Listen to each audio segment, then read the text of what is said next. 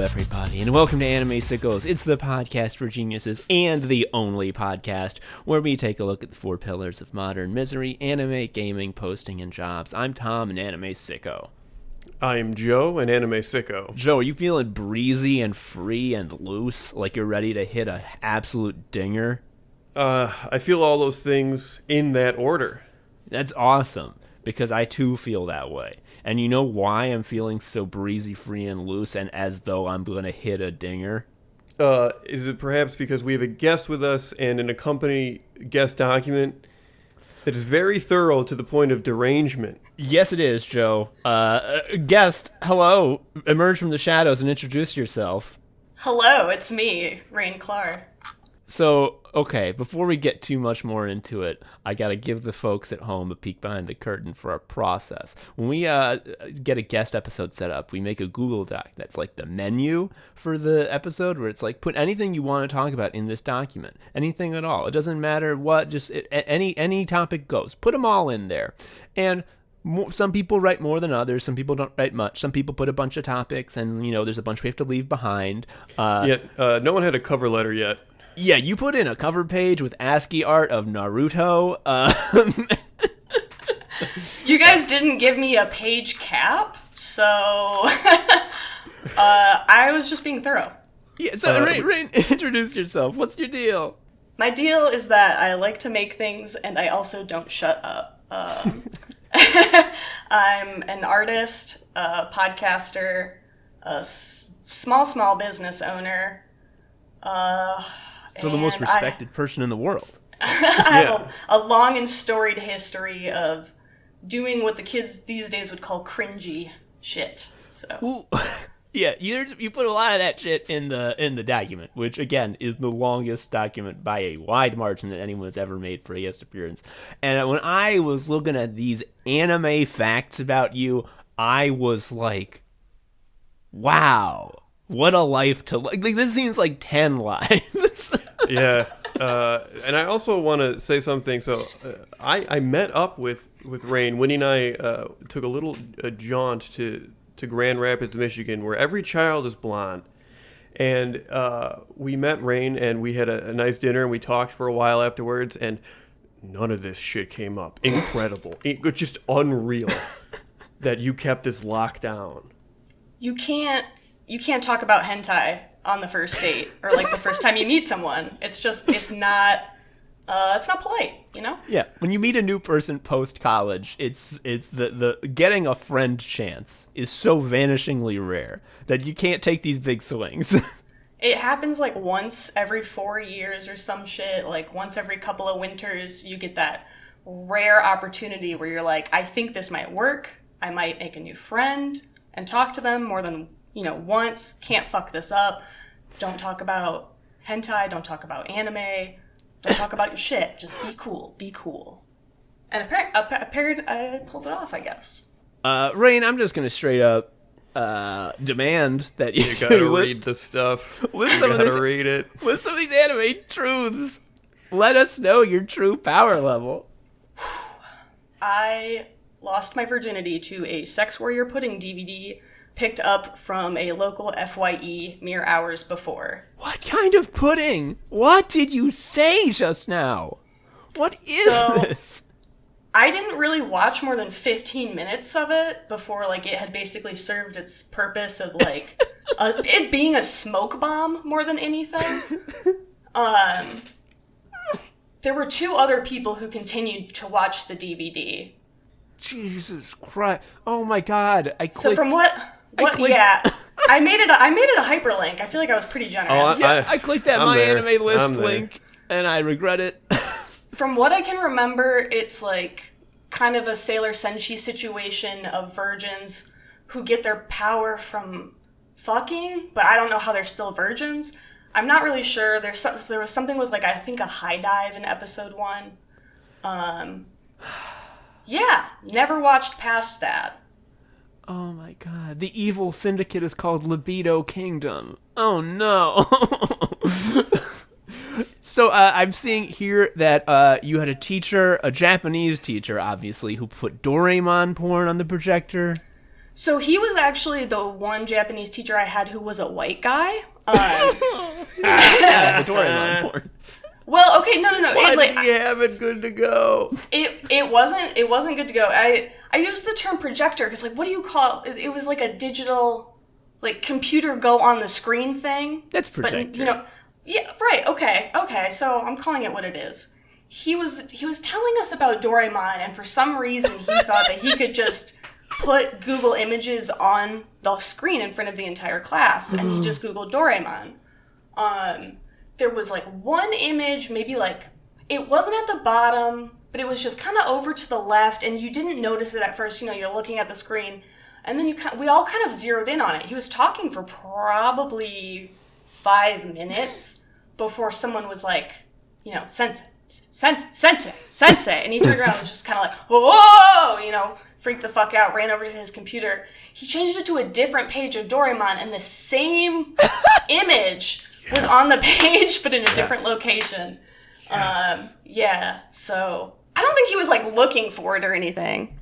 Teachers get taught at teacher school that anytime they put the computer on the big screen, they're, like, required to have something go insanely wrong that they have their back to, that everyone in the class is, like, grappling with. Like, anytime a teacher has to put on YouTube... This was college, too. Oh, yeah. All teachers. Yeah. Like, if you're a college professor and you put on a YouTube video, two things are true. One, you have autoplay on. And two, as soon as the video ends, you turn your back to the screen and don't notice that the big autoplay death clock is fucking counting down. That was such a fear of mine. So I didn't even leave the lectern when I taught. As soon as it was over, I hit X because I didn't want some stupid shit rolling up. You didn't want the Doraemon porn? So this teacher was explaining how the Yakuza will kill you if you disrespect Doraemon, and he showed 2 whole porns.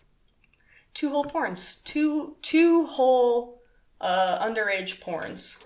I'm seeing here that you had some you went to anime cons, a huge error, just on a macro level, and then I'm seeing some little micro horrors that happen to you particularly. Some little microaggressions. I've cosplayed. I've tabled at conventions. It took me a long time for people to stop calling my art anime, but you know that I earned that. Oh man, I took Japanese classes specifically because I was into anime. I feel like that's such a common pipeline. Like, there's maybe like a few kids who are like, well, the Japanese economy, that seems like a growth area, so my dad wants me to go. It's so few and far between. I have so much respect, and I just feel so bad for everyone who teaches Japanese in America, because the percentage is like, I think we literally had one very respectful person in our class who was actually into Japanese culture, and they had like, they really tried. They really put effort into it. And the rest of us were just in there with our Naruto headbands just being fucking shit. Yeah, when you accept that you're teaching that, you're just like, and my class is like the nerds. Like, yeah. My class is the of freaks. all skill levels. They're here so that then they watch their ninja pirate TV shows. They can understand what Nakama means. Our Japanese teacher in high school specifically did not watch anime, and she told us that day one. She's like, don't ask me about it. Oh, good. I don't watch it. I'm not into it. I don't know about it. I don't care. This is fucking Tim Robinson. I don't want to hear about the tables.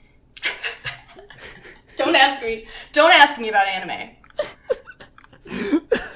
Like, how many years of teaching do you think she got through before she was like, this is a top of the year function that I have to lead with? Well, she was teaching at, I think, 3 or 4 different schools per day, just driving around and dealing with, like, you know, the scum of each high school. Yes. Oh my God. The same group of kids that are somehow at every high school. Yeah. I think she probably...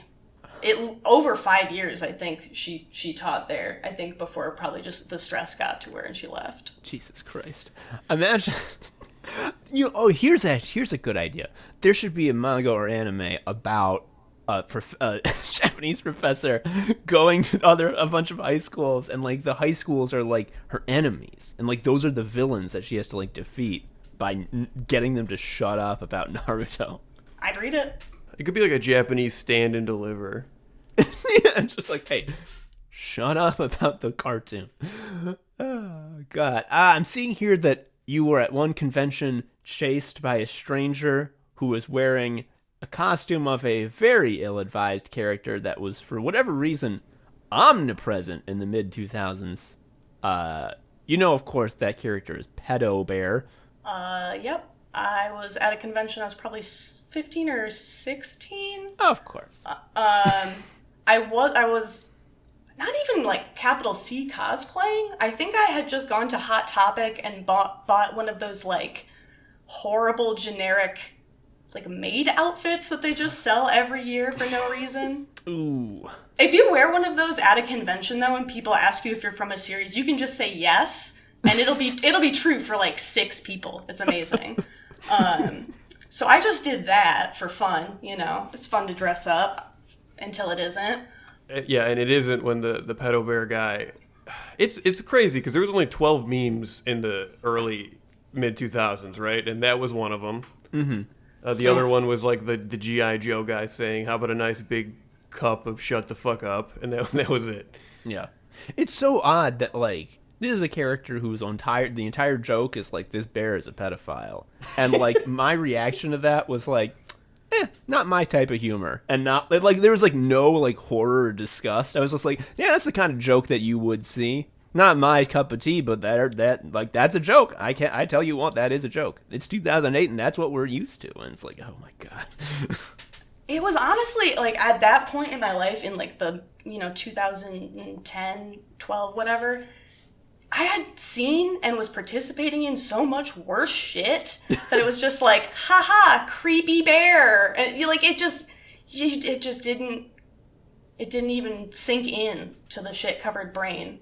Yeah, it was just an acute example of everything around you. Man, anime sucks. It's really fucking bad. I see stuff here about there's a Ranma and a half antidote that directly involves your father. Yeah, dads can't see Ranma 1/2. If a dad sees Ranma 1/2, they fucked turn up. to salt. Oh man, that's honestly probably like what happened. I think I changed him. Seeing that. Yeah, back when you could like rent movies, R.I.P. I would get the Ranma 1/2 DVDs, and or not DVDs. Holy shit, I said DVDs. Oh, we're talking VHSs. VHS tapes. This is old school. God, yeah. I typed DVDs because I'm just so used to that at this point. No, we're talking VHS, baby. Oh, hell yeah. And I love VHS tapes of TV shows because, like, what is there, like 2 episodes per tape? Max? Yes, exactly that. To be fair, I did say fix the tracking on the tape, like, immediately after taping the word DVD. Oh, man. I remember seeing box sets for various parts of, like, the Dragon Ball sagas, and it would be, like, 8 tapes, and it's like, this is 4 episodes. I loved it. That's how it should be consumed. I would trick my parents into letting me get these Ranma 1/2 Whoa, almost did it again. Tapes. Because if you just, like... Did you ever do that thing where you would, like, sandwich a VHS that your parents might find, like, undesirable in between, like, 2 much more palatable ones and just sort of make, like a naughty VHS sandwich and just be like, all 3 of these, please, and shove them over the counter really fast? I would do that so that they couldn't see any of the, like, wet T-shirt pictures on the back of the box. This is no, that never occurred to me. And I was like without sin. I didn't do that. Man, the middle one could have been a video game too. The middle one could be anything, and they would never know. If you're quick enough, if you hand them over and you're just like, if you walk in and they say, you get 3 picks or whatever, yeah, you just make that. Okay. That secret sandwich. That's a very savvy tactic, which calls into question even more. What the hell were you thinking when the tracking on the VHS tape of Ranma wasn't working? What were you thinking when you're like, I gotta get Dad in on this? I need my dad to see the fucking Ranma show where he turns into a busty babe. I thought I had at least like 5 minutes of, coming soon to a VHS near you and, coming out soon. There was always like a bunch of trailers and shit at the beginning, so I thought that I had buffer zone. Okay. And I was fucking with the tracking, and I was just making it worse. It was not going well. So I just did, a very quick, hey, Dad, can you come fix the tracking for me? I hadn't seen this tape before. I didn't know that it started with topless girl Rama running nude down the beach. Like, I didn't know it was going to do that, but it did, and he did see it. Dad, can you get in here? This tape, it kicks too much ass. I subjected my dad to a lot. I forgot to tell you guys that I made my dad sit down and watch the whole 4-piece One Kids rap because he liked pirates. I was like, this is going to explain the whole plot to you. No. Pay attention. And? Yeah. What was the output there? It got to the part where the guy was like, yo, gum, and then I think he got up. And he was just like, I am out. Thank you. But no.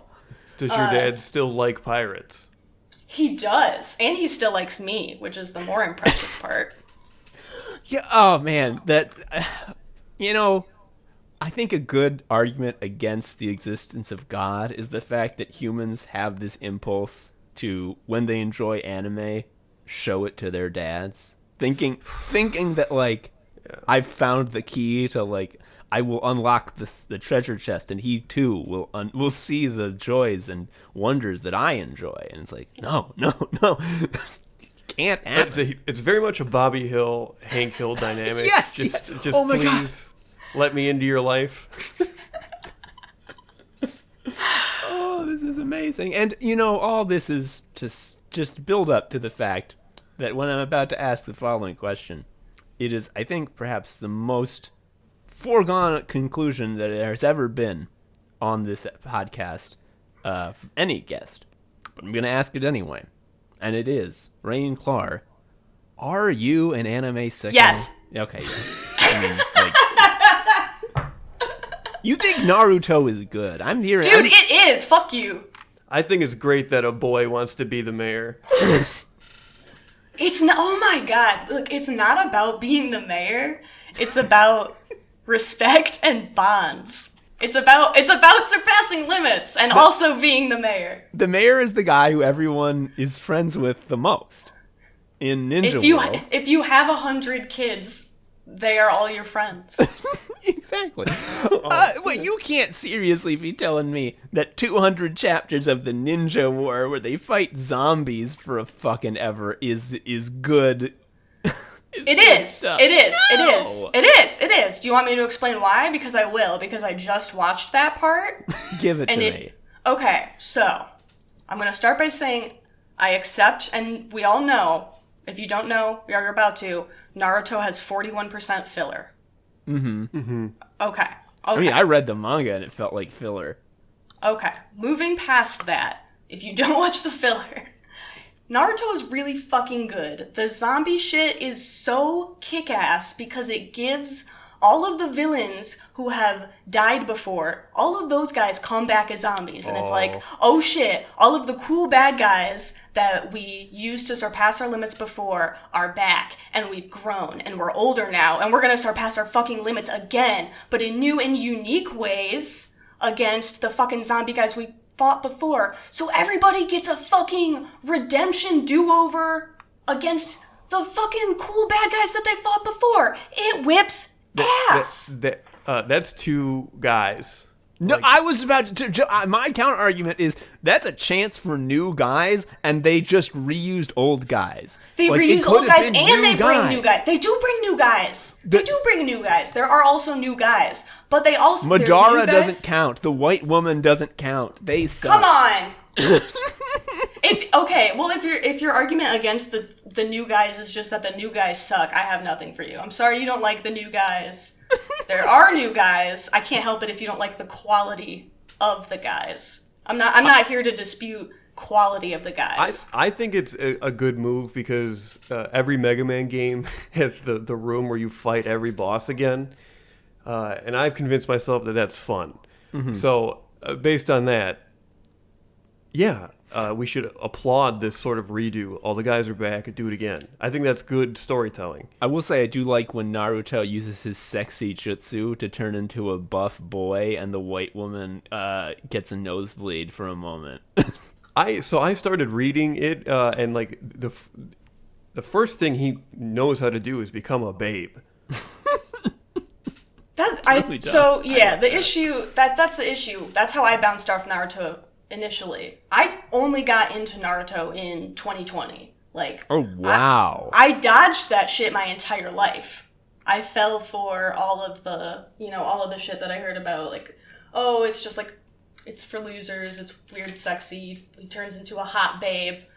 You have to sort of get around that weird puddle at the beginning of the show where there's the sexy cat girl on the ice. You have to get around that because actually behind the sexy cat girl is a bunch of cool dudes fighting.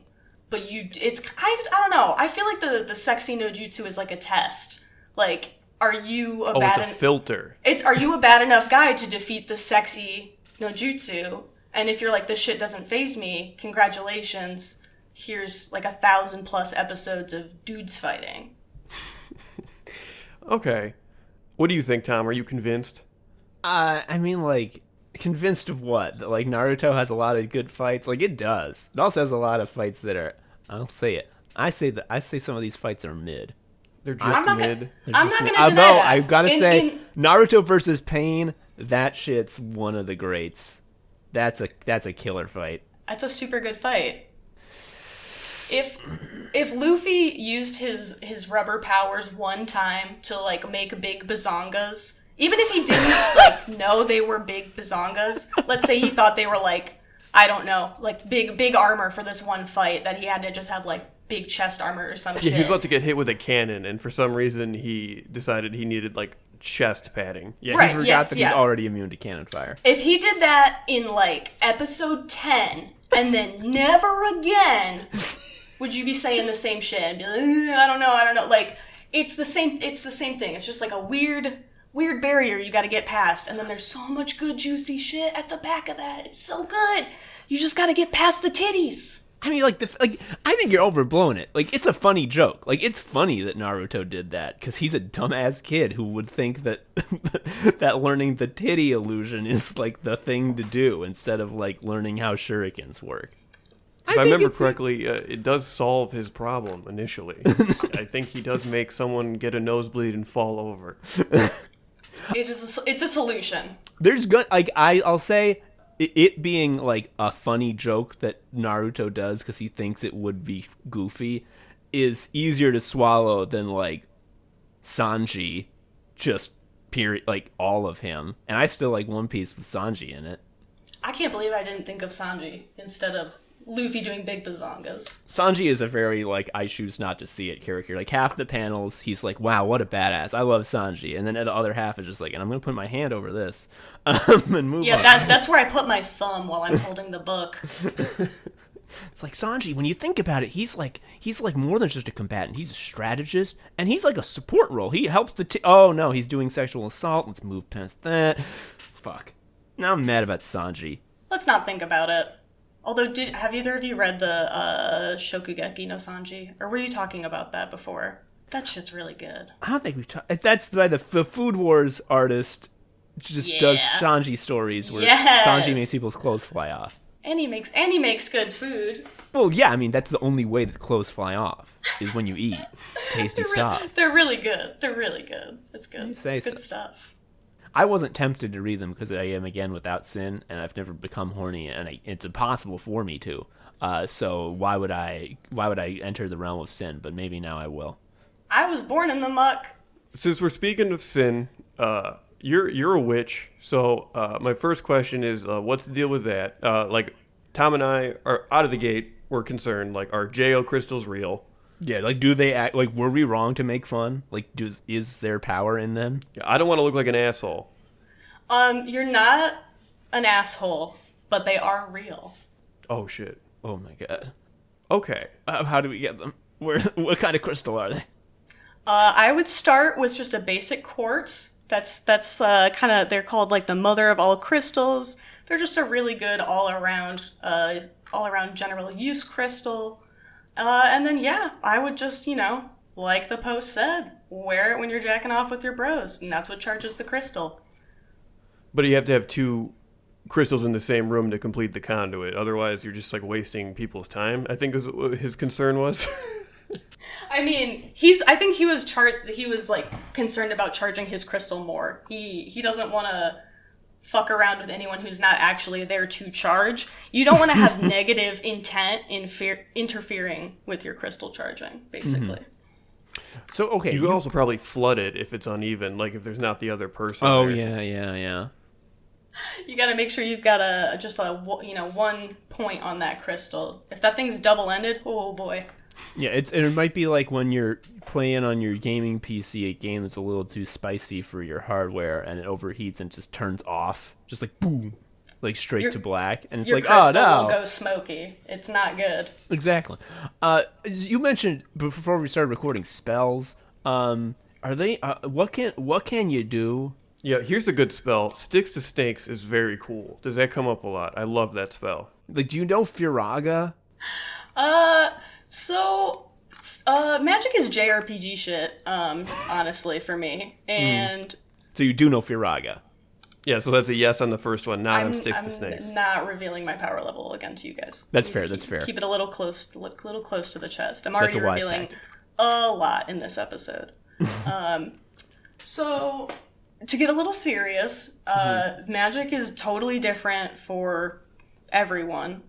For some people, it's a closed cultural thing, and tied to their culture, tied to their heritage. You got stuff like Wicca, which is Wicca. I'm not Wiccan. I'm going to say that out the gate. I'm what people might call an eclectic witch, which basically means I have built my own magic system. I've built my own deck. I took a bunch of cards that I liked from a bunch of other games. You designed your own talent tree. Yeah, but respectfully. Yeah. You gotta be respectful. Not everything is for the picking and choosing. But yeah, you make your own skill tree. You decide what you want to be into. You research it. You level up, and your stuff gets more powerful. Everything has real world attributes, and I don't know. You just combine stuff. Like, okay, so candle magic is one of my favorite things that I give it as an example when people are asking me about spells. It's really easy to get into. It's just very affordable. Most people can do it as long as you can burn a candle. I got candles. Okay, so first you decide, what do you want a spell for?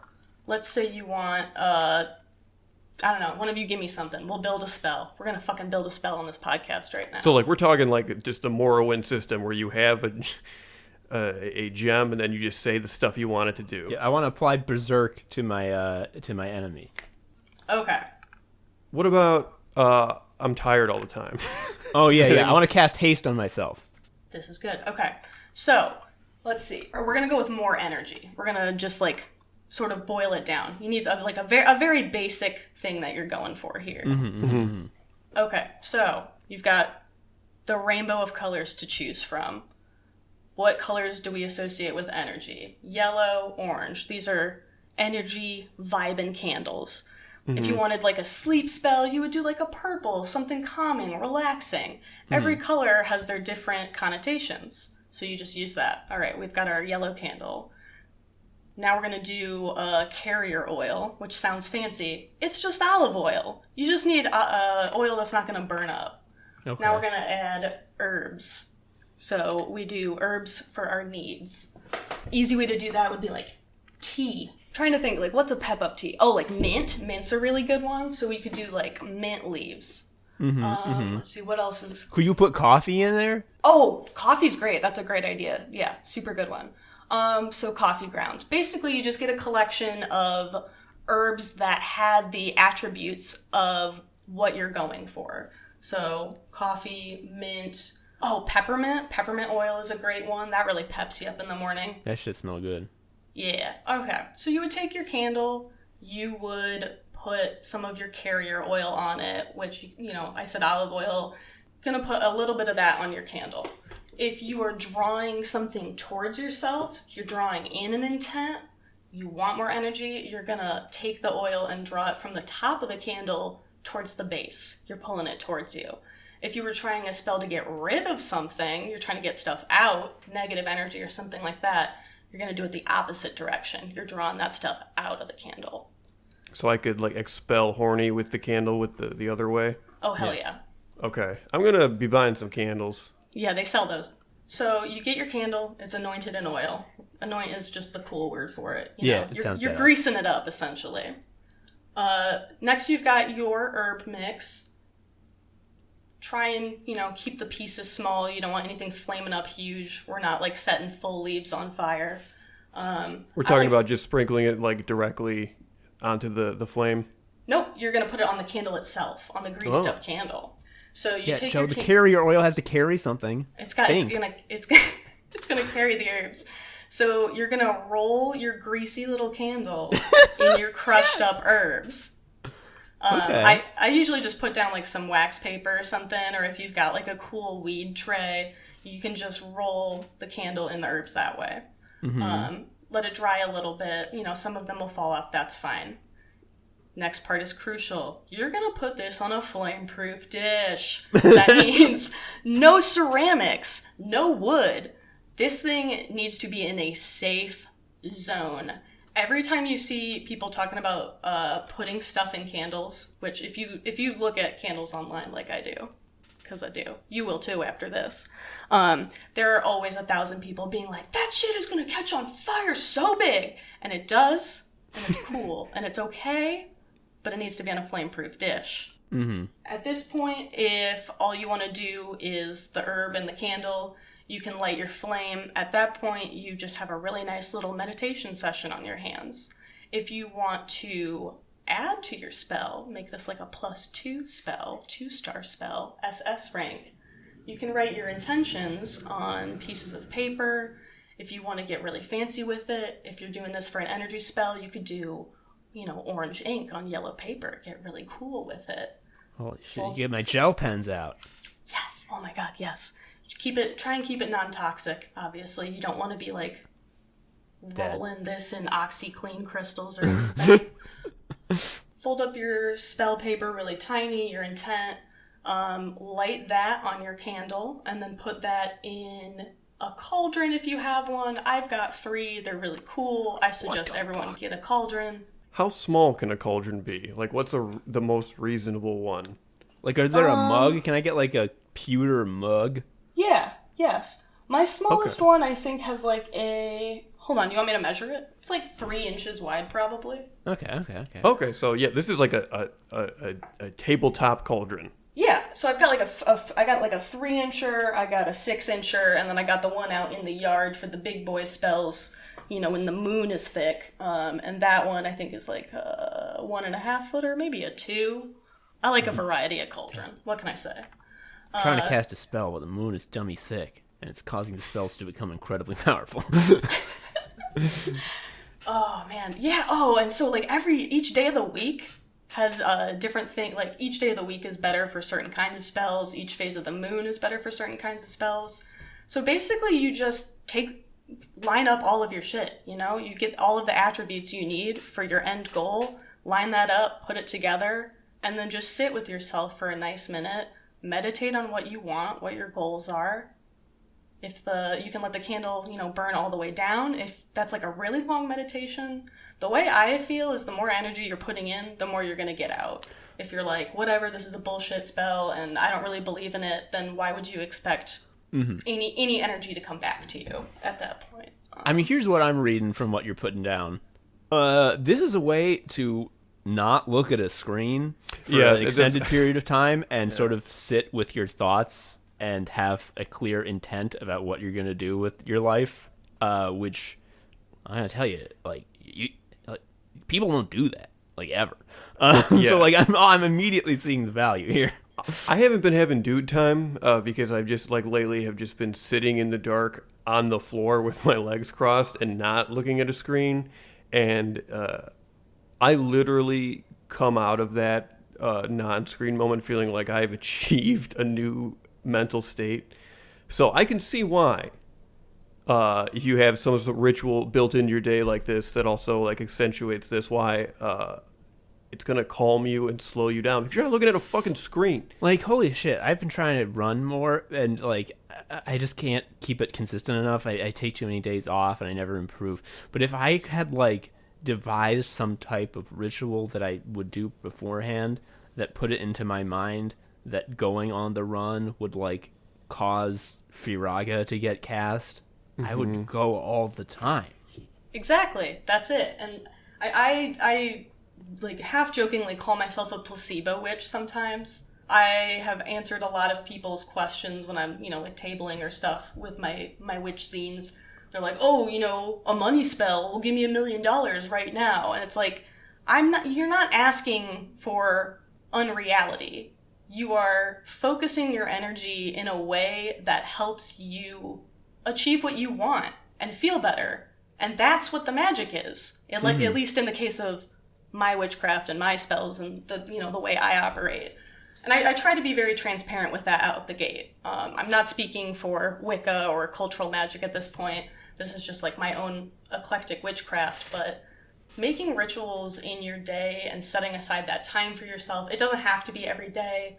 Like doing a pour over coffee, that's a ritual. You're fucking making an energy potion. It's straight up just, in the potion. Yo, yeah. What? Yeah, man. It's just, you can add, people make butter coffee or add chicory, like adding different things.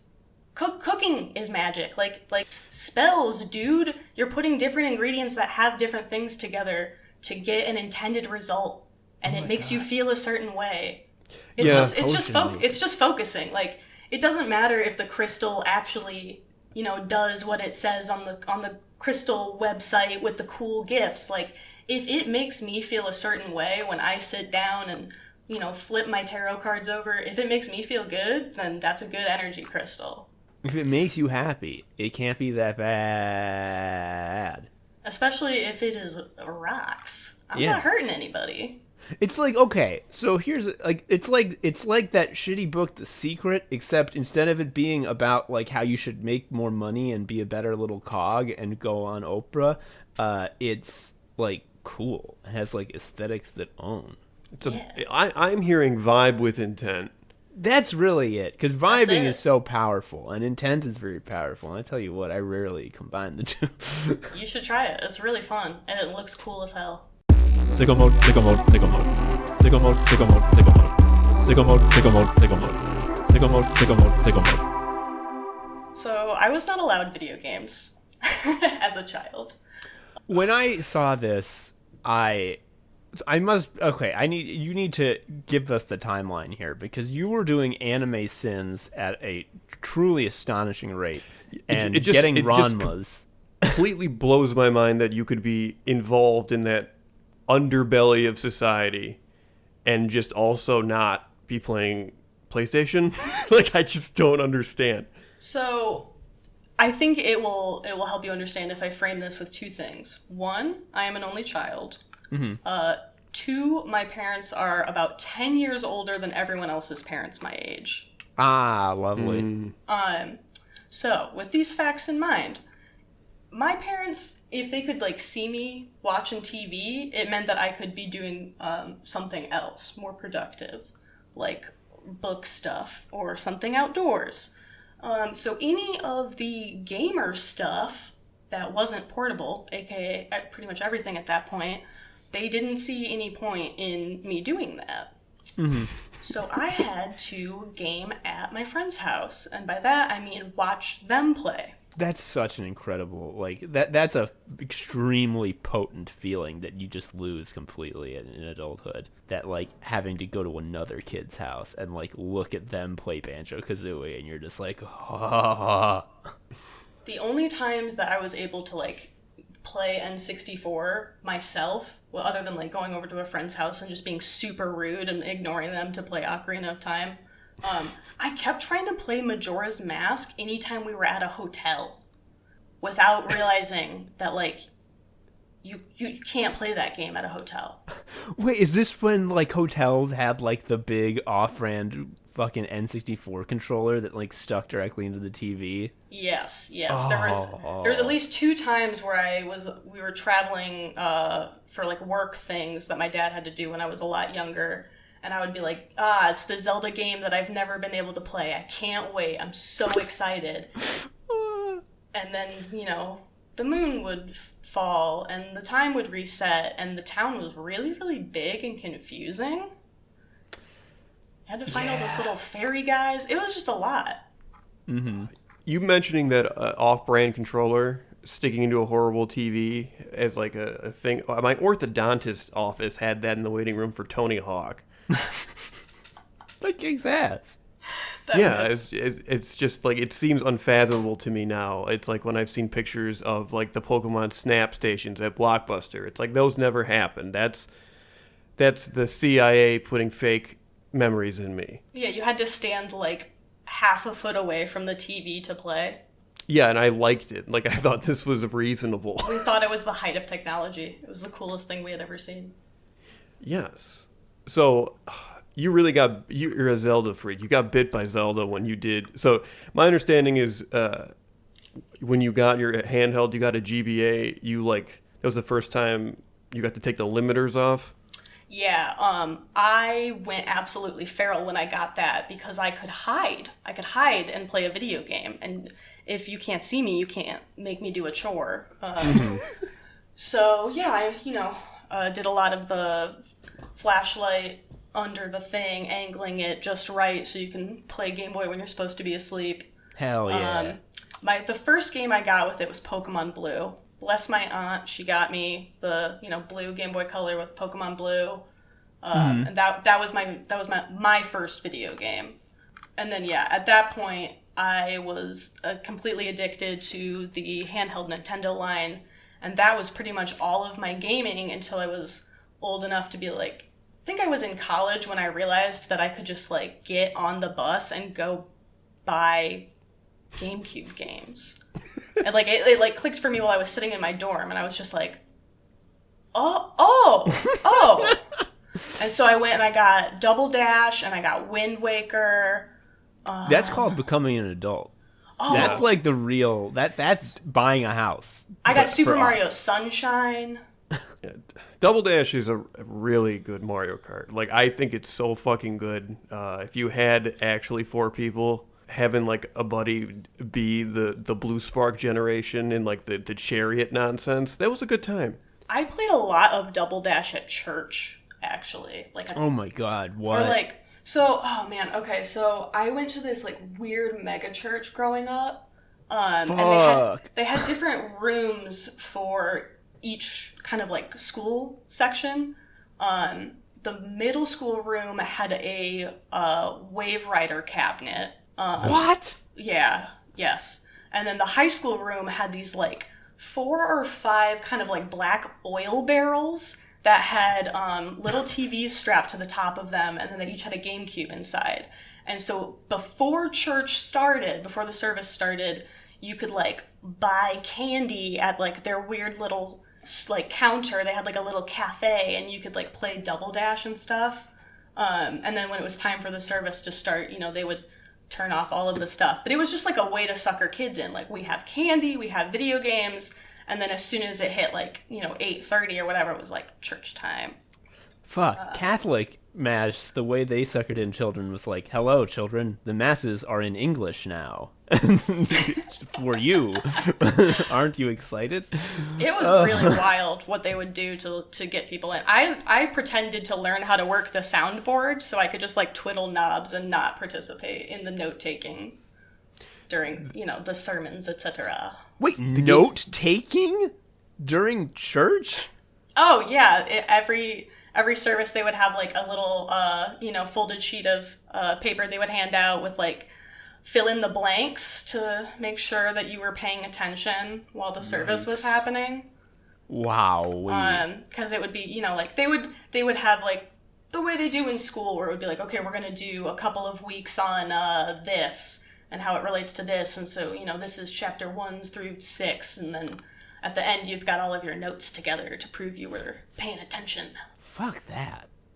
Tom and I were comparing religious education yesterday, and I told him that like I really feel like a huge part of the Lutheran thing was just like Catholics actually are into and believe of the transubstantiation. That's the actual blood and body of Christ, and we don't. And we're going to spend 10 weeks on this.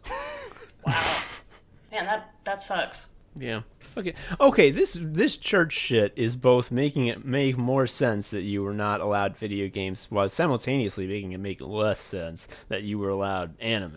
It wasn't so much that I was allowed anime as that I snuck anime.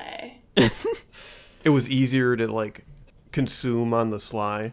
Yeah, because your parents don't also want to watch the Saturday morning 4 Kids block. So they're not gonna stand there and monitor it. But if they see something while they're walking by, like blood being punched out of Mojo Jojo's mouth on the Powerpuff Girls intro, then that's immediately off the menu. Jesus Christ. Yeah, so you just you gotta sneak it. You gotta watch it on the office TV with the door almost closed. It helps that you don't require a special console that's like called like the Sin Station 9000 to watch anime the way you do for video games. It's a lot easier to sneak, especially with the VHS sandwich. Very clever. Okay, now it makes more sense why you knew such savvy tactics, because they were like your lifeblood. I mean, yeah, that was the only way I got slap. I didn't have anyone to give me slap. I also grew up on a double cul-de-sac, and the only influences around me were country. Like, I don't know if the phrase B93 birthday bash will mean anything. It will mean something to someone listening to this. But yeah, there was not a lot of diversity where I grew up. I had to learn a lot later. I'm sweating thinking about a double cul-de-sac because you can't leave. Yeah, is this just like a big doggy bone? Yeah, it was like a T with balls. Fuck me. God, that's awful. Oh, it's okay. I was imagining like in SimCity where you have like a residential area and you just delete the road and you're just like, well, that's your life. Pretty much. One way in, one way out. So you've become a slop consumer. You've broken free of your chains, and now you're a fully formed, extremely powerful, high-level wizard. What's your gaming poison now? Lately, I'm really into farming stuff and roguelikes. Oh, yeah. And, I like what I'm hearing right now. The center of that circle, the farming roguelikes? Shit. Do you know about atomic crops? Do you know about this? No, send me a link right now. Okay, but just I'll be happy to. I'll do that right now. And I gotta go. I gotta go. Bye. Thank you. Thank you for having me. It's been really fun. No, come back. Come back. If I can, I'm gonna dump the thing in the chat. Yes. I've never played Atomic Crops, but I have had Joe send me text messages where he's just got a really nutty watering build. The cows have watering cans on their necks and they water the fields as they walk through it. Oh, nutty. That's so cool. That's so useful. Yeah, so if you want to farm in roguelike, it's the basic premise of Harvest Moon. Like you plant things in the same sort of way, but the thing is there are areas around your farm and it's a bullet hell. Where you get more loot, so you have your farm in the middle, and then you run around shooting stuff and trying to manage your time, because it still does the Harvest Moon days thing, but each season is only 3 days, and the last day of the 3-day week of each season is a boss. And then it even has, like, you know how Harvest Moon, there's you marry someone. They have that mechanic, but it's like there's just someone in town, the two people, and you pick like, all right, here's stuff, and then if you get married, they're an upgrade. And there's also an upgrade you can get that's I think just called polygamy, allowing you to have 2 husbands or wives, which is hell amazing. Yeah. I love video games. Wow. Yeah. Also, the music is just really funky. It's like kind of Go-Go Bordello-esque. It's just a good time. I think you're really gonna like it. I think it's only on PC, but it can run on a laptop. It'll be fine. All right. I'll figure it out later. Yeah, Stardew Valley. I think I probably have over like 800 hours. It's sunk into at this point or something. Across I think 4 different devices. When I love a game, I love a game. Mm-hmm. And I don't love a game frequently. I got real bad brain worms. I have the ADHD real bad. So a lot of like the really longer form games I can't do. So I've accepted that about myself because I just stopped buying and losing steam on really long games, and just accepted that, like, look, I want to play Death Stranding so bad, but I just need to accept that for the immediate future, I'm just going to be like a roguelike guy. I'm not going to do the walking simulator. Yeah, it's when I think about all of those options, I just get tired. Like, I'm just gonna take a nap. Skyrim, I'll take a nap. That's a lot.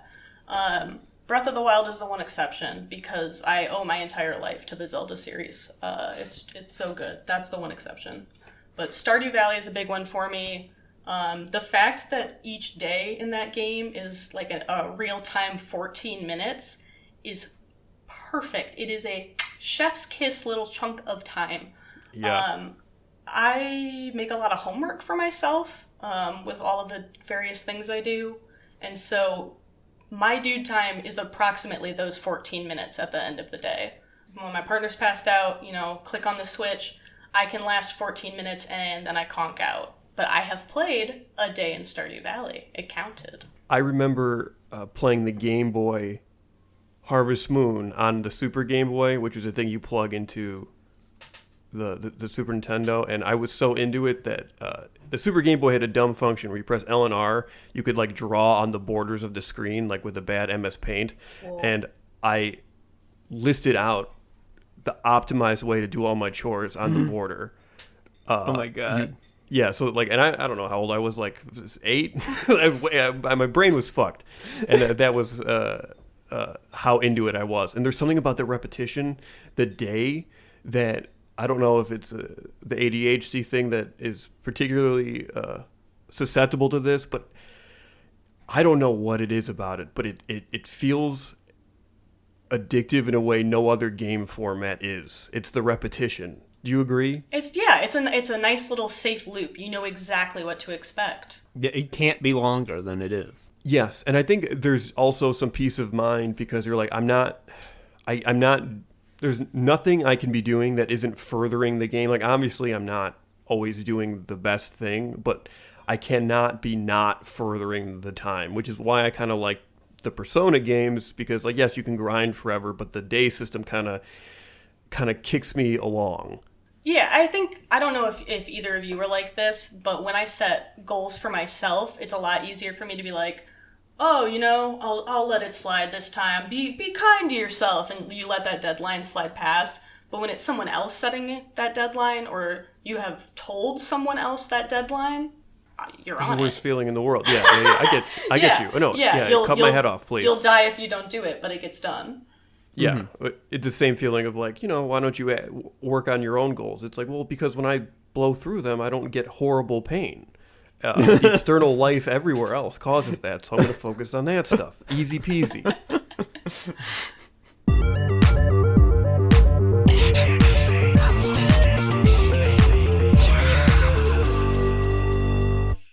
Rayne, you are covered in ink all the time because you work at a printing press, right? Calling it a printing press is a bit much. I'm surrounded by a bunch of digital printers, but you work at Gutenberg's house. Yeah, I was thinking the newspaper guy from Deadwood, but yeah. Yeah, no, I just hang out with Albert Durr all day, and it's really dope. So printing is one of those like real skills, by which I mean when it's time to put art on a physical plane, there's a bunch of questions that people might have that they've never thought of before. And you are the genius that knows the answer to all of them, right? I am that genius, yes. That's wild. I'm a print technician. I've worked in screen printing, graphic design, illustration, wide format printing, installation, and now I work in small format printing, which basically just means nothing larger than 13 by 19 inches. Mm-hmm, mm-hmm. So in practice, I'm assuming a lot of small business hell. Are we talking menus? Oh, it's mostly menus. I print a lot of menus. I print obituaries, business cards. I print a lot of stuff for a very large and prominent fast food chain, including all of their internal and proprietary documents. So that's fun. And then, I get some small business people with big aspirations and a lot of elderly people who want to print cards. It's fun. Aww. There was one menu that you posted that I made my Discord name into that, where it was a bunch of hot dogs. It was a hot dog section for a restaurant, and one of the hot dogs that you could purchase was the Big AZ Dogo. AZ is capital A, capital Z, in quotation marks. And Dogo is not doggo with two G's, like the classic internet term that we're all tired of. It's D-O-G-O, the Big AZ Dogo. Which just... Wow. I don't remember what was on the hot dog, but it did not explain any of that. No, it really did not. I print a lot of menus for just like a wide variety of restaurants, and some of them are just completely deranged. And I try to, just post tasteful crops of them in the Discord occasionally when I find a good one. But then again, it's a menu for a public restaurant. Mm-hmm. But yeah, it's not. In fact, if people don't know about it, it's a failure. So right, it should exactly. be shown. I am just an overly cautious person, which, given my upbringing, hopefully everyone will understand. I'm seeing a lot of bullet points on this document that end with like, I have a lot of stories about this. I'm going to demand that you tell them to me. There's one. Apparently, at one point, you worked for a place that made the awful trophies that other businesses give to their employees in lieu of payment. Yes. And that ends with many stories. Yeah. So like when you get most improved salesman of the year, that's the trophy that you made? So I won't name the company, but essentially the business model was that if you give an employee cash money, they will spend it on things that they need, like food or rent or utilities. This all tracks so far. This is true. Yeah. Yes, and paying a bill does not form a memory, does not spark a happy memory. So, in order to create memories that reinforce good work, you have to give stuff and things and gift cards. So things like headphones or trophies or Bluetooth speakers with your company's logo on it, or an embroidered jacket that costs, X amount of $500, whatever. So yeah, I worked for the company that would basically take the email that said, here's our logo, here's the list of names, and then I would take those logos, take those names, center them on the trophies, and then shoot them over to, the engraver department, essentially. So you worked at the Blood Factory. Yeah. You worked at the Evil Factory. I worked at the Evil Factory. I worked at the Evil Letter Factory, essentially. Jesus Christ. And yeah, that's where I met my partner. We both worked at the Evil Letter Factory, and I got fired. That was cool. For doing a great job. So as you might imagine, that place was very numby based, very, very high performance oriented. I don't work very well that way. That was the one and only time I had a cubicle job. I hated it a lot. It was really stressful. The design team there was really small, and we were in the same room as all of the customer service reps. So while we were trying to, do art and design stuff, we were also listening to 40 plus people have phone calls all day. With people who are yelling at them. Yeah. So it was pretty dope.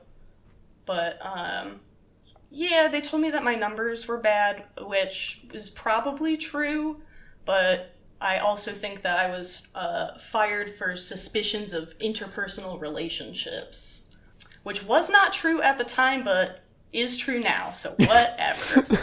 What were they not allowed to be like we're a team here, which means that you're not allowed to become friends with anyone. Fuck you. You weren't allowed to date within your own department. Okay, it's that kind of the specific interpersonal relationship. Yeah. Well, I personally think that counts as making a memory, which they're all about. Yeah.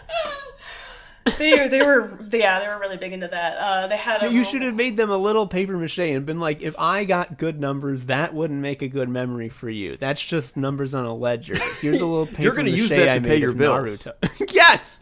Yes, they will. Oh fuck yeah! I was a lot younger at that point. I didn't have that foresight, and so I just cried and I thanked them for the opportunity as they escorted me from the building.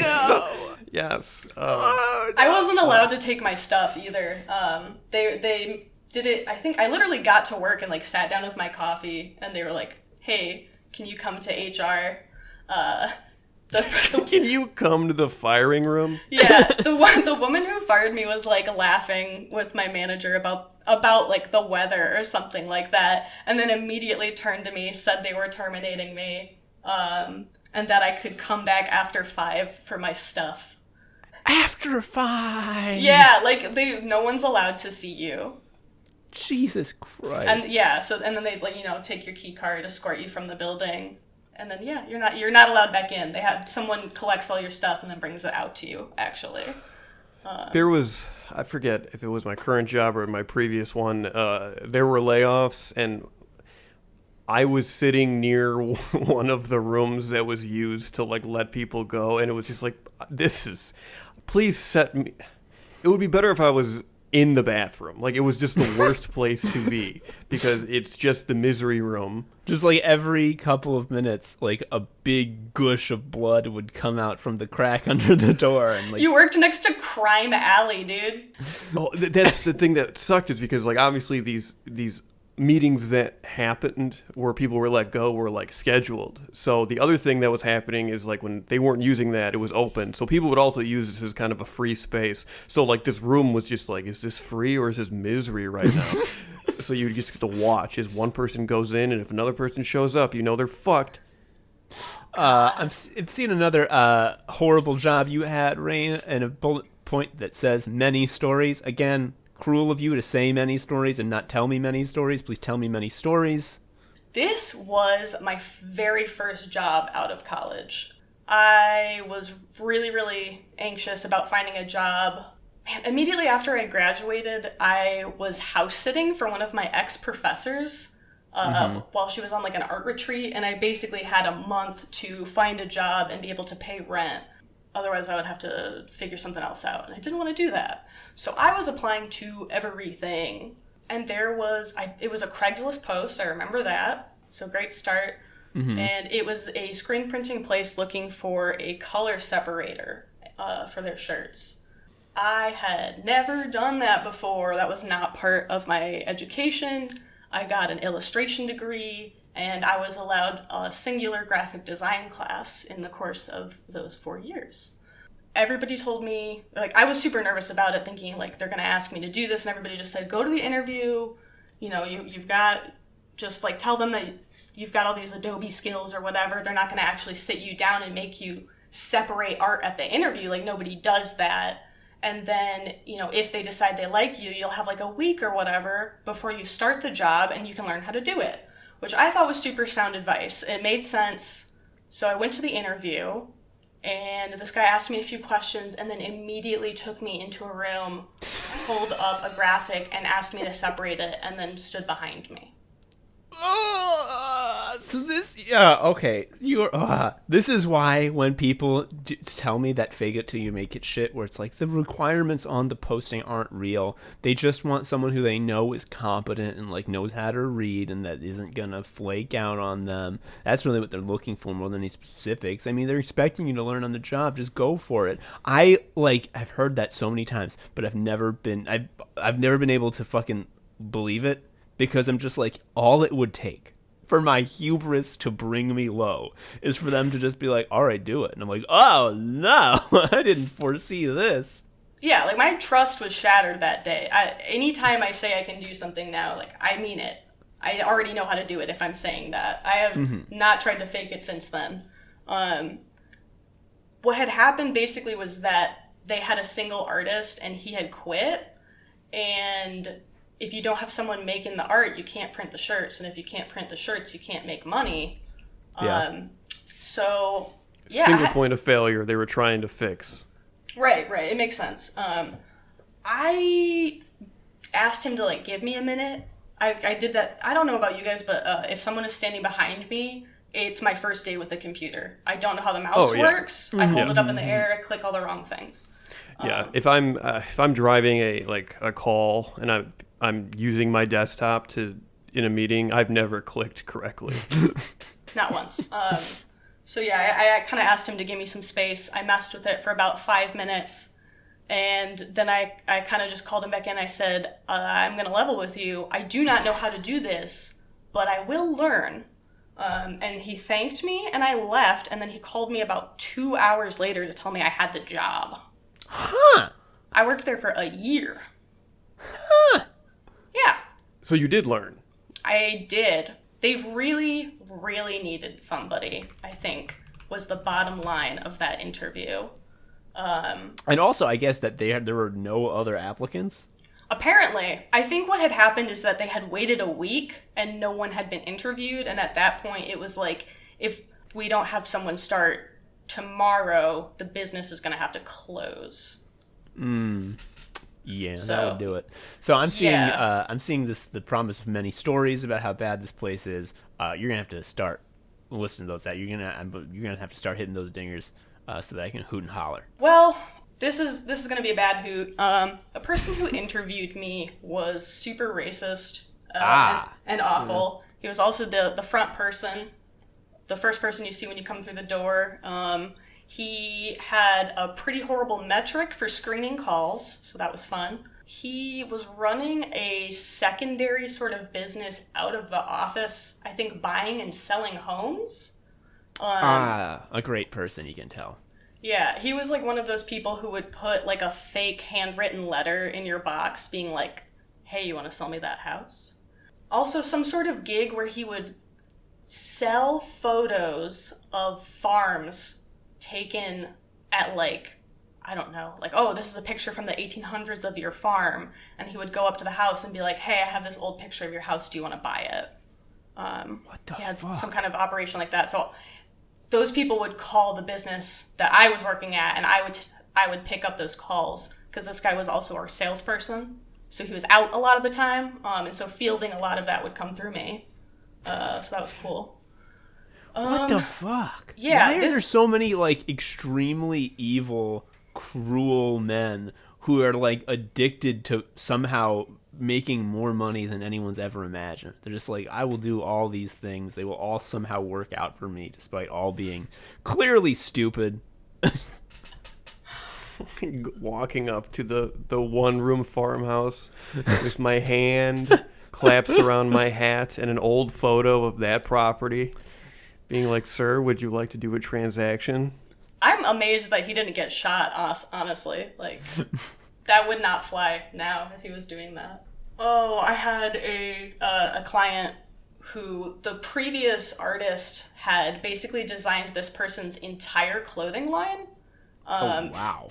And by clothing line, I just mean like graphics printed on Gildans, which I think is what... Okay. I feel like that's what a lot of people call a clothing line. Or at least, Jeez. like, I don't know. In my experience, they don't mean like fashion line. They mean shirt design line. They mean Little League uniforms? Yes, yeah. So the person before me was like twice my age, much more talented, definitely knew what he was doing. And so I had to come up with something to fill the void for this person. And he had all of these really big ideas. It was a pool, shooting pool. The designs were about shooting pool. So like sexy 8 balls and stuff with like big juicy lips and lashes. So yeah, I would make sexy 8-ball women. It was just a really stressful job. I was trying to do like full designs while also like, you know, setting up stuff. People would come in with like a scribble on a napkin and a cell phone picture of that scribble and be like, please turn this into my Boy Scout troop shirt. It's a sexy 8-ball lady. We all love her. She's got big bazongas that are the other balls. Please do another one where her butt cheeks are sticking out and they are also pool balls. That guy screamed at me on the phone because I dared to tell him that he was not the only person I had to do design work for, which, according to the other coworker, is not something you're allowed to say. And then he said he wanted to put me over his knee and spank me for saying that. So that was super cool. And yeah.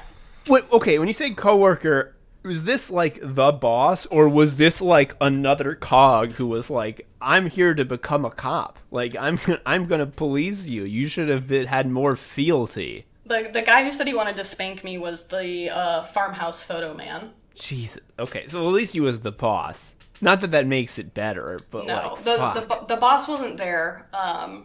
Wait, the farmhouse photo man and the boss are two different people? Oh yeah, I haven't talked about the boss at all. What the fuck? We were operating under the impression that this shop was one of Farmhouse's guys' hustles. No, the farmhouse guy was our salesperson. And so an employee of the company was using the company's phone number for his other gigs. Yes. Yes. And then he was like, he had like 3 businesses that he participated in, and people would call yelling at our business for his side business shit.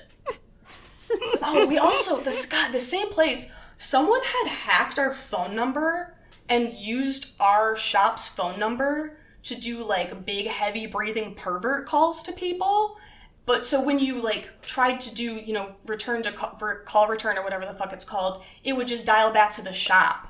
And so I would answer the phone, blah, blah, blah, this is Rayne. And I would be like, I'd hear, stop calling me, you pervert, stop breathing into the phone. I'm going to get the cops. And it was just like, it's not us. We're a screen printing place. We didn't call you. It's your number. Just like all day, over and over and over again. This person would just call and do these heavy breathing into the phone at these people. It was insane. Ugh. So you didn't even mention the boss. Talk about the boss, because I'm sure he's normal. No. Oh, no! The boss was a really interesting person. I'm not going to talk about them too much because, honestly, I am still scared of this person. Jesus.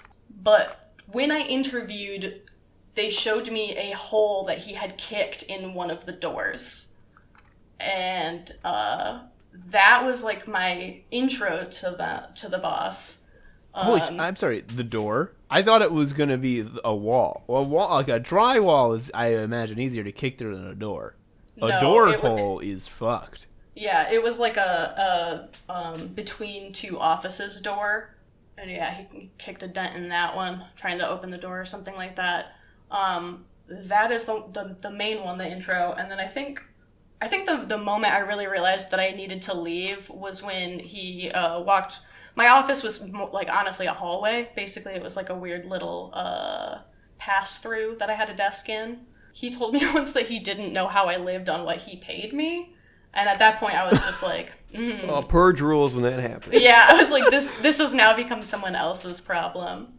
It's oh my god, he admitted. Like, what the fuck, dude? Yeah, I think I was just kind of like, because up until that point, I had been trying to do a good job, and like I was 21.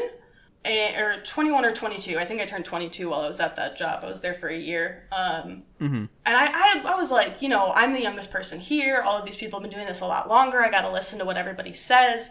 Everybody here is an adult, and so what they're saying is correct and right. And then once that happened, I think my brain cracked, and I was just like, okay, chaos rules. Yeah, the facade doesn't exist. You don't have to play anymore. Yeah, I don't think this farmhouse photograph business is really on the up and up, actually. Yeah, it's what sucks is that I went from that place to the good job business, to the blood factory. I thought, I was like, surely the chaos of this small business, was what made me insane. But if I go to a place that has healthcare and nice clean cubes for us to all sit in, surely no one here will do psychic harm to me. And that was not the case. So my understanding now is, you obviously have to work still. That sucks. But it's not as bad as this previous place where you're working now. And furthermore, when I visited you told me the print shop you currently work at, there's a type of paper that like breaks reality, like it doesn't adhere to the properties of physics. And, like my understanding is you slap glue on it, and then glue is distributed magically in a stack. Wait, what? We're talking about 2-part forms, baby. I don't know how this shit works, and usually if I get a little unsober, I start talking about 2-part forms because you were really into it. It's really confusing, and I can't wait. One day someone is going to know the answer to this, and maybe somebody listening to this will reach out to me and solve the magical mystery for me. So I make pads of paper at work, like, custom grid pads or whatever. Oh, I need some work done on my apartment, fill out this pad kind of information. Mm-hmm. So there's the carbon copy forms. When you make those forms, there's this special glue. And the glue only sticks to every 2 forms. Wait, what are you... Yeah. Okay, yeah, no, okay, wait, so, what did you just say? So... Because what you just said can't be. I had to have heard you wrong. Right, exactly. So when you make pads without a machine, I make them basically with like a big old wooden clamp. Basically, you make a stack of paper, you kind of, you get it all lined up, you scoot the butt of the paper that you want to be the top of the pad off the edge of the table, you just slap a bunch of glue on there with a paintbrush, do a nice even coat, and you let it dry. Then you cut them apart. That's it. That's how you make pads. It's super simple. The regular padding glue, all the stuff is together. It's all one chunk. I have cardboard in between. That's how I know where to cut it with the knife. The 2-part forms, though, I make a big 2-part form sandwich. I put the thing on it. I squish them really hard. They're all squished together. It's super, super tight. Like, you can't flip the paper at all. You can't even get, like, your thumbnail in between. That's how I check it, to make sure that it's tight enough. I take the special glue. I paint the whole edge, just one big solid swab of glue. I wait 40 minutes. I take the clamp off of the paper, and I just go fa fa fa fa fa, and it just whips apart into perfect every other 2 forms. Only the ones. Yeah, yes. No, I sent a video to Joe. Yeah. No. I know about CGI. I know about Photoshop. That's fake. That's like Iron Man. Like Iron Man, not real. That not real. Yeah, like also the moon landing. Why was there wind on the flag? Yeah, it's movie magic. You're talking about movie magic. There was an edit point. The camera turned to the left for a second. That's when the edit point was. You described horrific shit that changes the laws of physics, and you have to use this like on the regular, and just you don't know like the nature of the power you're harnessing every time. It's like getting an order to like go do Bloody Mary at yourself, basically. Like I don't understand how it works. Fucking scares the shit out of me. Nobody knows how it works. Like I assume it has to be something in the carbon of the paper, but then that doesn't make sense to me because it's okay. So like say it's a 2-part form, right? You got like the white form and pink form. So the paper is stacked white, pink, white, pink, white, pink, white, pink. So if the glue only works, sticking white to pink, then why wouldn't it also get stuck? Like, why wouldn't I have an issue of like, oh, the white is sticking to like the white underneath the pink? Like, why wouldn't they all? Why? They would all, yeah. Yeah. They're all white to pink. Right. So how this does it? This is so fucked. It's super fucked, man, and I have to do it like a couple times a month, and nobody knows how it works. And this makes like janitor forms. Like this is like stuff like a maintenance guy would write on and then have the carbon copy. Yeah. Where it's like someone's like they give you the pink copy, the yellow copy, the white copy, whatever. When you get like work done on your car or whatever, it's the carbon copy forms. But I just like. How does it not? Is there a setting on the glue, like where there's a number and you switch it to 2 so it knows? I just open the jar. Like I don't even stir it like it tells me I'm supposed to.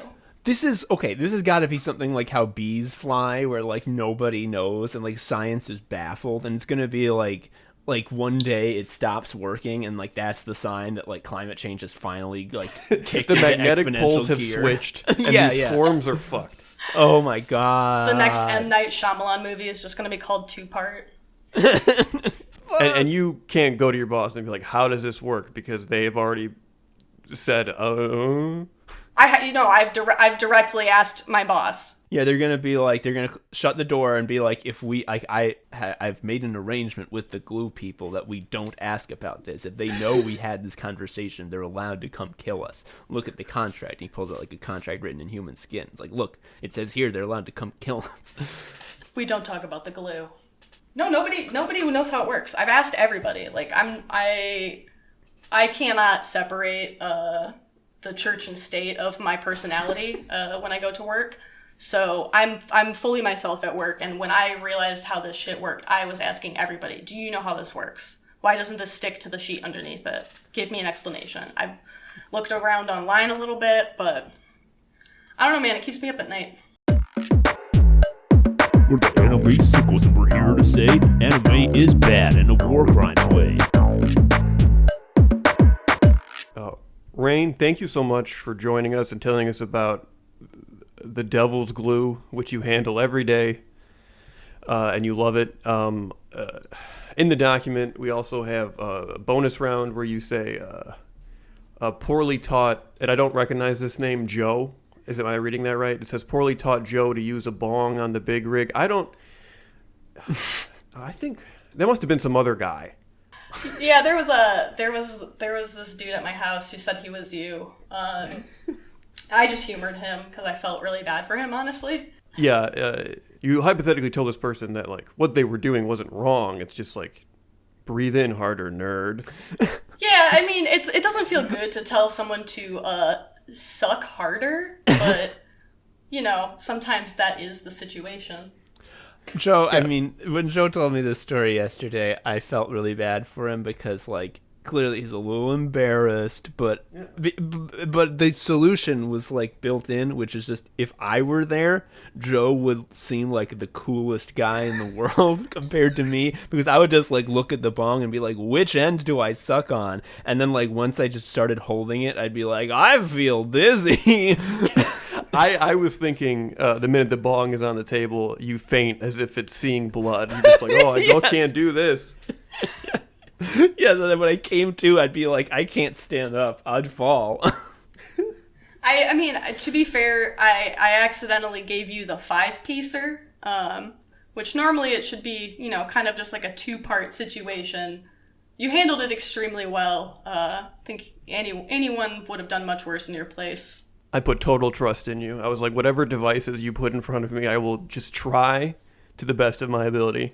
You had the excited look of a child seeing a new device for a first time. It was pretty good.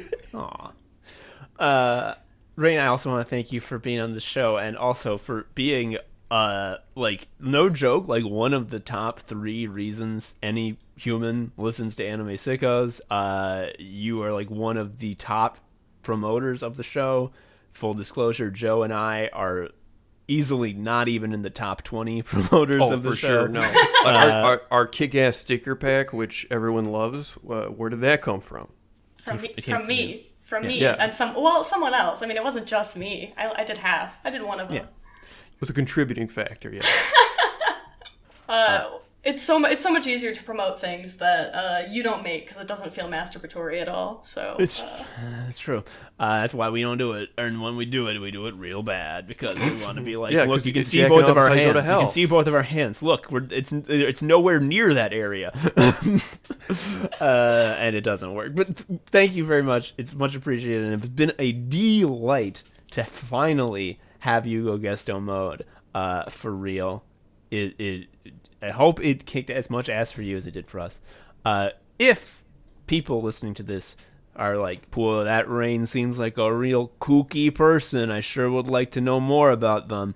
How could they do that? Where would they go? well, if you've listened this far and have not had enough, you can find me on the 3 main ones, the 3 main social medias at small witch. My website is rayneklar.com if you want to see some of the art I do.